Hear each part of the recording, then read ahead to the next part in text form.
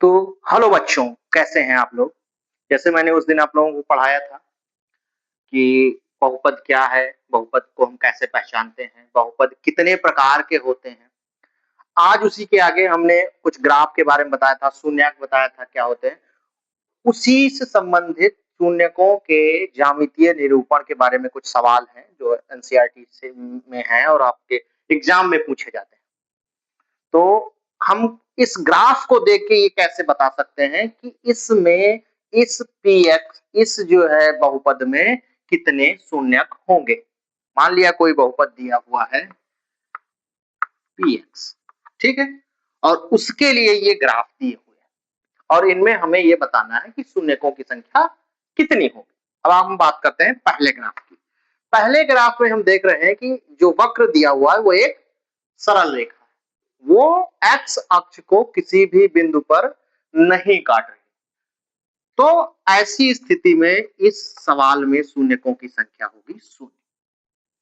Condition ये होती है कि दिया गया वक्र x अक्ष को जितनी बिंदु पर स्पर्श अथवा काटे शून्यकों की संख्या उतनी होती है। इसमें देखिए, अब इसी तरह सवाल नंबर 2 में, सवाल नंबर 2 में ये वक्र दिया हुआ है, y अक्ष पे यहां काट रहा है, लेकिन y अक्ष से हमें कोई मतलब नहीं। हम ये देख रहे हैं कि x अक्ष पे ये कितने बिंदुओं पे काट रहा है। तो हमने देखा कि x अक्ष पे ये एक बिंदु पे काट रहा है, इसलिए इसमें शून्यकों की संख्या होगी 1। इसी प्रकार हम इस वक्र को देखें, यहां देखिए 1 2 और 3, तो इसमें क्या होगा, शून्यकों की संख्या 3, ठीक है। इसी तरह आप यहां देखें 1 2 3 और 4, तो इसमें शून्यकों की संख्या कितनी होगी, 4, ठीक। अब आ जाए सवाल नंबर 5 में, आखिरी सवाल पे हम आते हैं। हमने देख लिया इसमें 0, इसमें 1, इसमें 3, इसमें 4। अब आप इसमें बताइए, इसमें एक बिंदु पे काट रही है और दो बिंदुओं पे वक्र x अक्ष को स्पर्श कर रहा है, यानी कि इसमें होगा शून्यकों की संख्या, ठीक। x अक्ष को दिया गया वक्र जितनी बिंदुओं पे स्पर्श करता है अथवा काटता है शून्यकों की संख्या उतनी होती है। यहां तक क्लियर हो गया, किसी को कोई दिक्कत नहीं होनी चाहिए। अब ठीक है, अब इससे हम आगे बढ़ते हैं, ये हो गया, ठीक है। अब हम आगे बढ़ते हैं और हम देखते हैं कि जो शून्यक होते हैं उनके आपस में संबंध क्या होते हैं। अगर शून्यकों का हम योग करें और उनका हम आपस में गुणा करें तो क्या संबंध निकलता है, ठीक है, हमें वो देखना है, ठीक है। हमें देखना है शून्यकों के आपस में संबंध योग से करने पर और गुणा करने पर, ठीक है। तो पहला संबंध हमें निकालना है शून्यकों का योग।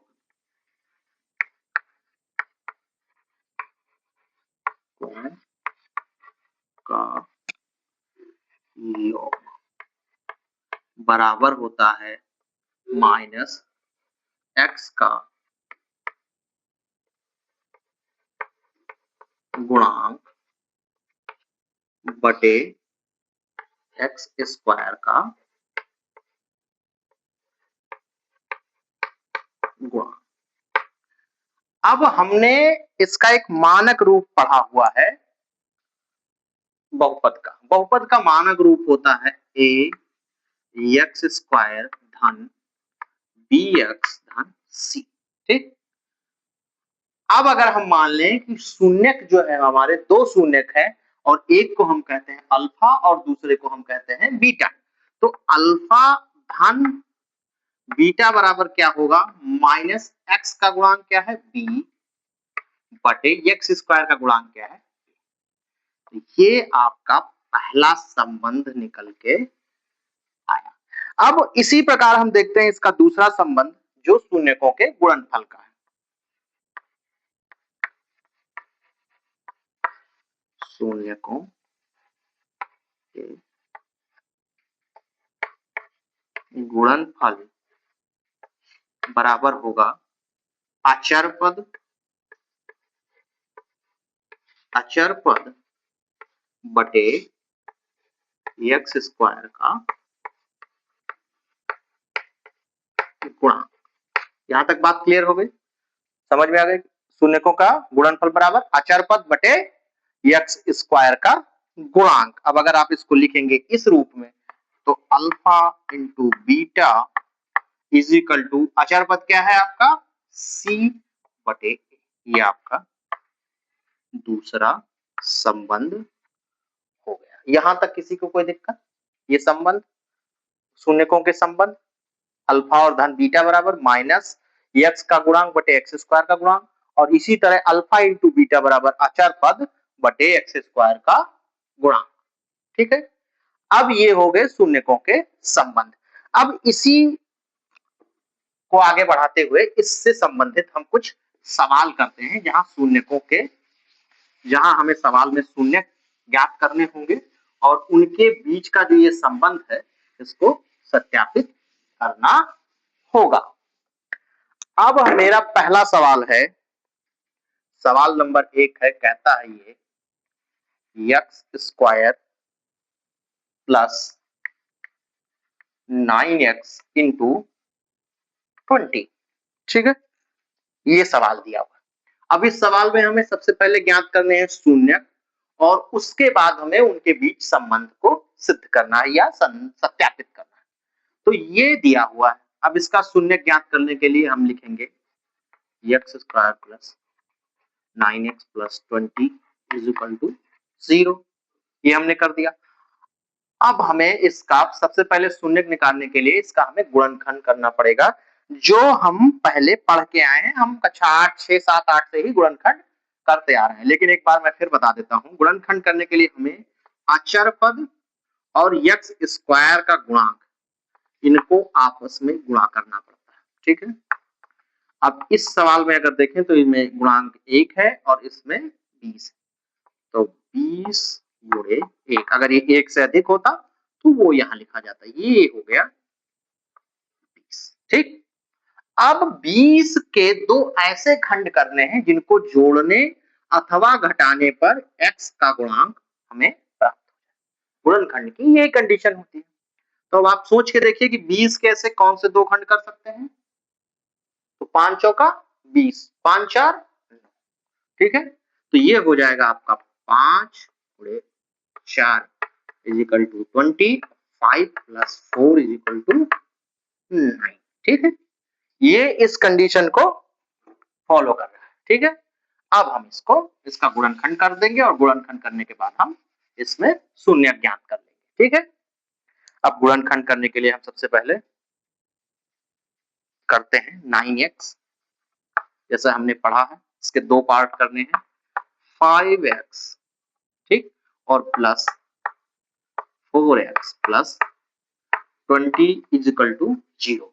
अब देखो यहां और यहां क्या कॉमन लिया जा सकता है। यहां हमने ले लिया x कॉमन, x प्लस 5, और हमने यहां क्या ले लिया प्लस 4 कॉमन, x प्लस 5 का 5 इज इक्वल टू 0। ये और ये दोनों हमने कॉमन ले लिया, x प्लस 5 और एक में हो गया x plus 4 is equal to 0। अब हम पहले इसको लेके चलते हैं, x प्लस 4 बराबर 0, तो x बराबर -5 ये 5 वाला। और इसी तरह हम दूसरा वाला लेके चलते हैं, तो जब हम दूसरा वाला लेके चलेंगे तो x plus 4 is equal to 0, और इसी को जब हम हल करेंगे तो आपका हो जाएगा x इज इक्वल टू -4। ये दो शून्यक हमें प्राप्त, ये दो शून्यक हमें प्राप्त हो गए। कैसे हुए? हमने इनका गुणनखंड किया। सबसे पहले जो हम पहले करते आ रहे हैं, हमने क्या किया, 20 का दो ऐसे पार्ट में किया कि इनको मल्टीप्लाई यानी गुणा करने पर 20 आ जाए, जोड़ने अथवा घटाने पर 5 आ जाए। तो हमने किया 5 चौका 20, 5 4 9, 9 के दो पार्ट कर दिए। अब x, अब इसको हमने लिखा कि x square plus 5x plus 4x plus 20, और इसी को हमने आगे हल करते हुए लिखा, x यहाँ कॉमन ले लिया x प्लस 5, और यहाँ हमने 4 कॉमन ले लिया तो x प्लस 5। x प्लस 5 हमने यहाँ से कॉमन लिया तो x प्लस 5 एक हो गया और x प्लस 4 एक हो गया। अब इसी को जब हमने हल किया तो दो शून्य प्राप्त हो गए, अल्फा बराबर -5 और बीटा बराबर -4। तो हमें 2 शून्य प्राप्त हो चुके हैं। अब इनका हमें हल करना है, यानी कि हमें मिल गया है अल्फा बराबर -5 और हमें बीटा बराबर मिल गया है -4। अब इनके बीच में संबंध सत्यापित करना है। हम पढ़ चुके हैं अभी थोड़ी देर पहले कि अल्फा धन बीटा बराबर होता है -b = a। ठीक है, अब हम मान रख देते हैं। अल्फा का मान हमने निकाला -4 और ये हो गया +-4। ठीक, अब बराबर b बराबर अगर इसमें हम देखें तो क्या लिखा हुआ है 9। b बराबर क्या है 9, तो b बराबर 9 है तो हम यहां लिख देंगे -9 = a बराबर यहां लिखा हुआ है 1, तो ये कर देंगे हम 1। ठीक, अब अगर हम इसको हल करते हैं तो -5 और इस माइनस से ये भी माइनस हो जाएगा 4 = -9 और ये हो गया -9 = -9, यानी कि पहला संबंध ये सत्य है, सत्यापित हो जाता है। इसी प्रकार हम अल्फा इंटू बीटा निकाल देते हैं, तो अल्फा इंटू बीटा बराबर अचर पद आपका है 20/1।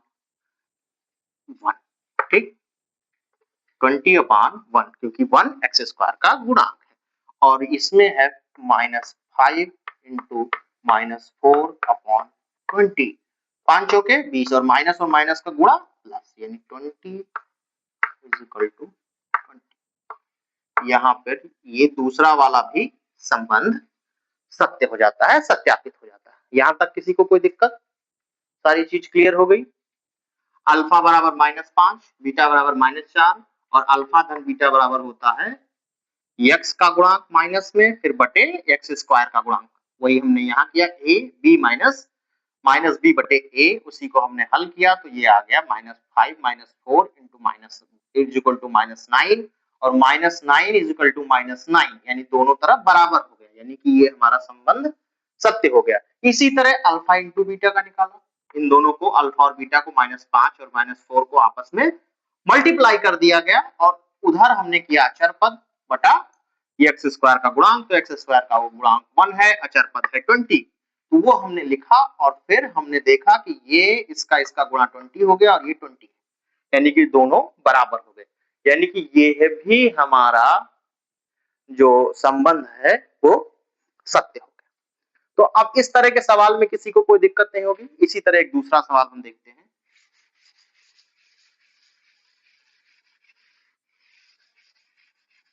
इसी तरह हम एक बहुत ही आसान छोटा सा दूसरा सवाल देखते हैं। दूसरा सवाल ये है कि एक्स स्क्वायर -9। दूसरा सवाल ये कहता है एक्स स्क्वायर -9। अब इसे हल करना, इसमें तो 2 ही पद है, अब इसको कैसे तोड़ेंगे, इसका कैसे गुणनखंड करें? हम कक्षा 6 से पढ़ते आ रहे हैं a square minus B square is equal to a minus B एक ब्रैकेट में और a धन b एक ब्रैकेट। ये हम कक्षा 6 से ही पढ़ते आ रहे हैं, वही फॉर्मूला लग जाएगा, इसको हम कर देंगे -9 इजिकल टू 0 और इसका इस पे वही फॉर्मूला लग जाएगा, एक्स स्क्वायर माइनस 3 का square is equal to 0, x minus 3 एक ब्रैकेट में एक्स प्लस 3 एक ब्रैकेट में बराबर 0। अब इनको हम हल करेंगे तो x इजिकल टू 1 हो जाएगा -3 और x इजिकल टू 1 हो जाएगा 3। ये दो मान हमें अल्फा और बीटा के मिल गए। अब अगर ये दो मान मिल गए तो हमें इनके बीच का संबंध सिद्ध कर देना है। अब हम देखेंगे इसमें अचर पद तो कुछ है ही नहीं। अचर पद क्या है? कुछ नहीं। ठीक है, नहीं है अचर पद कुछ नहीं, b का गुणांक नहीं है, अचर पद तो इसमें 9 है। ठीक है, तो अल्फा ठीक है धन बीटा बराबर -b/a। ठीक, अल्फा का मान है -3 और एक मान है +3। इसको देखेंगे तो b का गुणांक 0 हो जाएगा, a का गुणांक 1 है। ठीक है, एक जीरो हो जाएगा और ये माइनस प्लस हो जाएगा, यानी 0 इजिकल टू 0। अब इसी तरह हम अल्फा इंटू बीटा देखेंगे। अल्फा इंटू बीटा बराबर अचर पद 9/1 और इसका मल्टीप्लाई कर देंगे और ये 9 यहाँ माइनस में है तो यहाँ आगे माइनस लग जाएगा, ठीक है। और अगर इसको हम कर देंगे 3 गुणे -3 इज इक्वल टू -9 तो ये आपका हो जाएगा -9 इज इक्वल टू -9। यहाँ पर ये वाला संबंध भी सिद्ध हो जाता है, ठीक है। तो अभी आपने 3 पद वाले बहुपद में देखा, अब ये 2 पद वाले बहुपद में आपने इस चीज को हल किया। अब आगे बढ़ते हैं। इस सवाल में किसी को कोई दिक्कत होती है तो आप हमसे पूछिएगा। जो हमारे ऑफलाइन वाले बच्चे हैं वो तो हमसे रोज मिलते हैं, वो हमसे वहां पूछ सकते हैं। इन केस कोई अगर दूसरा देख रहा है जो ऑफलाइन में मेरे टच में नहीं है तो वो कमेंट करके पूछ सकता है कि ये चीज अगर कोई समस्या या कोई दिक्कत है, ठीक है। यहां तक कोई दिक्कत। अब एक सवाल करते हैं, थोड़ा ट्रिकी सवाल है, उस सवाल को देखते हैं। सवाल ये कहता है एक दिया है, क्या दिया है, एक बहुपद दिया हुआ है। बहुपद जो दिया हुआ है उसका मान है 3x² plus 5x plus k और इनके शून्यकों का गुणनफल बराबर 6, ठीक है। गुणनफल 6 है। अब इस केस में हमें find the value of k यानी k का मान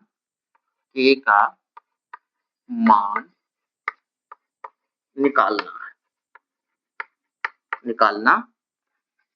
अब हमें k का मान कैसे निकालना है। अब हम इस सवाल को हल करेंगे। सबसे पहले हमें पता है 2 शून्यक होते हैं अल्फा इंटू बीटा, जो दिया है हमें पहले ही सवाल में हमें दिया गया है कि alpha into beta is equal to 6, ठीक। तो यही वाला संबंध लगा देंगे, alpha into beta equal to c upon a यानी अचर पद और x² का गुणांक। ये मान पहले से दिया हुआ है तो ये दिया हुआ है 6 इज इक्वल टू, अब इसमें हमें अचर पद देखना है। अचर पद है हमारा a² का गुणांक है 3 यानी कि k बराबर निकल के आ जाएगा, इस 3 को यहाँ गुणा कर दिया जाएगा 6 3 ये सवाल हल हो गया। इसमें किसी को कोई दिक्कत, कोई समस्या कैसे हल किया गया। हमें दिया है अल्फा इंटू बीटा वाला सूत्र लगा दिया गया और वो सूत्र पे रखा और हमें k का मान मिल गया। इसी तरह हम एक सवाल देखते हैं दूसरे संबंध में जहां योग दिया हुआ है, ठीक है। क्या दिया हुआ है, योग। वो सवाल क्या कहता है, पहले हम लिखते हैं द्विघात बहुपद। बहुपद क्या है हमारा, जिसमें हमें योग दिया गया है x² प्लस, बहुपद है x² प्लस 2kx माइनस 12, ये हमारा बहुपद है जहां हमें क्या दिया हुआ है, अल्फा धन बीटा बराबर हमको दिया गया है 1। क्या दिया गया है, 1। अब हमें निकालना क्या है, हमें फाइंड करना है k बराबर क्या होता है, ठीक है। अब हमें निकालना है कि k बराबर क्या होगा, तो उसके लिए वही हल करेंगे। हल में हम देखेंगे कि अल्फा इंटू बीटा वाला सूत्र लगाएंगे, अल्फा धन बीटा बराबर होता है -b/a, ठीक। अब चूंकि अल्फा इंटू बीटा का मान हमें योग दिया हुआ है 1 यानी कि 1 इज इक्वल टू माइनस, अब b बराबर क्या है 2k और फिर a का मान क्या है 1, ठीक। अब ये हो जाएगा, इसको आगे अगर हल करेंगे तो 1 कुछ नहीं यानी कि 2k इज इक्वल टू 1, तो k इज इक्वल टू 1/2, ये मान दिया हुआ है k इज इक्वल टू 1/2। ठीक है, यहां तक किसी को कोई दिक्कत? और वो भी माइनस में, क्योंकि यहाँ पे मान माइनस में। ठीक है, यहां तक किसी को कोई दिक्कत है इस सवाल में? अगर किसी को कोई दिक्कत हो तो इस तरह के सवाल पूछे जाते हैं। अभी हमने आज आपको बताया शून्य कैसे निकालते हैं, उसका ग्राफ, ये ग्राफ से रिलेटेड सवाल बताया।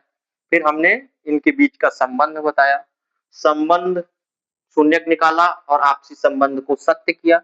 उसके बाद हमने एक ट्रिकी सवाल लगाया जिसमें हमें अल्फा और बीटा का जो योग होगा और गुणनफल, ये दोनों दिए रहेंगे, बीच में कोई ऐसा मान होगा के जेड जो भी लिख के आएगा उसकी वैल्यू निकालनी होगी। तो ये सवाल भी हमने आज कर लिया। अब हम आगे के सवाल अगले लेक्चर में करेंगे और अगले लेक्चर में हम लगभग कंप्लीट एक्सरसाइज सारा सवाल खत्म कर देंगे। ठीक है, तो आज के लिए बस इतना ही। धन्यवाद।